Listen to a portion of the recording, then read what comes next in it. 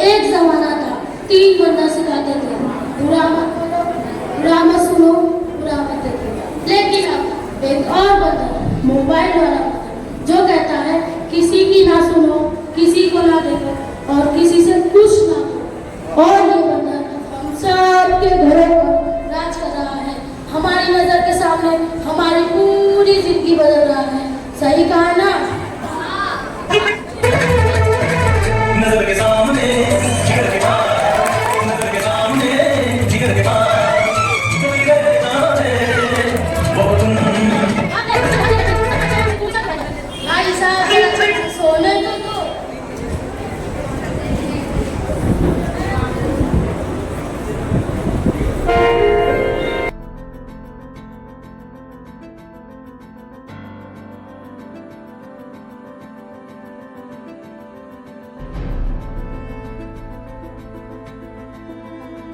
चाय कॉफी की लत लगती है, उसी तरह मोबाइल की लत लग गई है।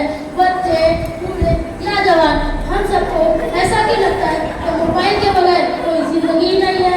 आप लोगों को भी लग गई है ना?